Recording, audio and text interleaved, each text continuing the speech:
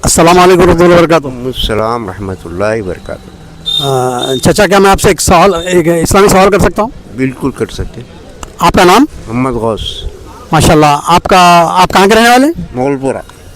माशाल्लाह। सिद्दीकी शुएब, शेख जाकिर, माशाल्लाह। आप लोग कहाँ के रहने वाले? महाराष्ट्र पालम, महाराष्ट्र लातूर। आप कहाँ के रहने वाले? बिहार। माशाल्लाह। मेरा नाम इमरान खान। मेरा नाम अफान शेख। सज्जाद, कहाँ के रहने वाले आप लोग? पुणे से आए घूमने। माशाल्लाह। कि एक शख्स है, नमाज़ों का पाबंद नहीं है और उसको अल्लाह ताला उसको पैसा वैसा दिया तो हज को जाना चाह रहा है, तो उसका हज का क्या हुक्म है, बता सकते हैं कुछ? बेनमाजी का हज। बेनमाजी का हज यानी कि उसका तो हज जाना ज़रूरी है, क्यों तो पैसा दिया अल्लाह ताला ने उसको। जिसके बाद नमाजी नहीं पढ़ता, नमाज के जो आदमी नमाज नहीं पढ़ता उसका हज होगा? उनका नहीं हज होता, उनका हज नहीं होता। क्यों? इसलिए कि अल्लाह ताला हमारे को ये पाँच नमाज दिया। ये नमाज फ़र्ज है, एकदम ज़रूरी है। जो नमाज नहीं पढ़ते हज करने के पैसा खर्चा करके हज नहीं होता। माशाल्लाह। आप बताइए कुछ। लेकिन हज भी ज़रूरी है ना, फ़र्ज़ है हज। हो सकता है कि उसको पैसे के इस्लाम जो है ना तरतीब के साथ है। सबसे पहले इस्लाम के अंदर क्या है? अकीदा है, कलमा तैयबा। अगर ये सही है तो तमाम सही है। अगर उसका नमाज का पाबंद है तो पूरे अमल सही है। अगर नमाज बीच में कट हो गई, नमाज नहीं पढ़ रहा तो अमल में गड़बड़ी है।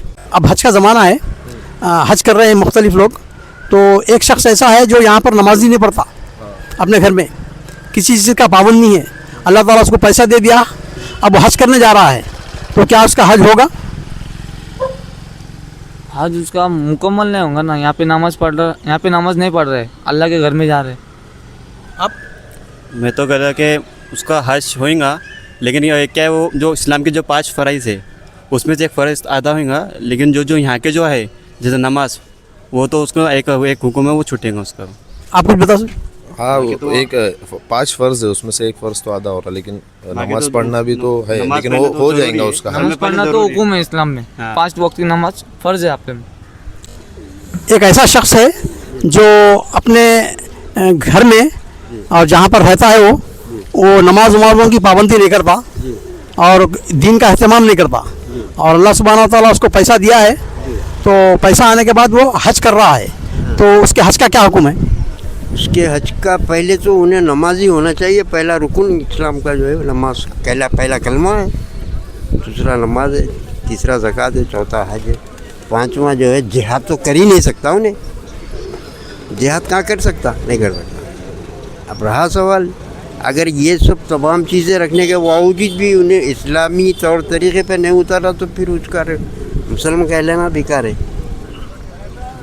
हाँ, मैं तमाम चीज़ों से पाबंद हूँगा तो मुसलमान होऊंगा। 40 कदम दूर से मेरे को कोई देख के बोलेगा मुसलमान है, ये नहीं बोले तो मैं मुसलमान हूँगा, नहीं तो मुसलमान नहीं होता मैं।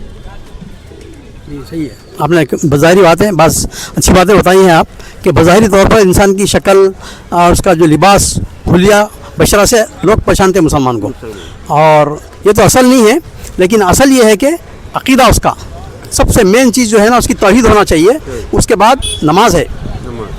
रसूल सल्लल्लाहु अलैहि वसल्लम की हदीस है कि आदमी से क़यामत के दिन अक़ीदे के बाद सबसे पहला जो सवाल होगा नमाज का होगा, और जिसकी नमाज सही है उसके तमाम अमाल को देखेगा अल्लाह ताला। उसकी नमाज ही सही नहीं है, उसके तमाम अमाल को नहीं देखेगा।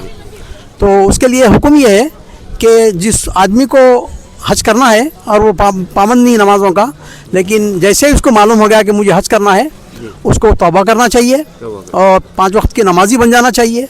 8 दिन 15 दिन ही सही पहले तो 5 वक्त की नमाज़ों की पाबंदी और अपने आप को जो है ना दीन में दाखिल कर लेना चाहिए, उसके बाद उसका हज होना चाहिए। अगर आदमी बस ऐसे ही उठ के चलेगा, हज कर लिया और वापस आके फिर वैसे अपने कामों में, तो उसका हज का कोई कबूल नहीं हो सकता।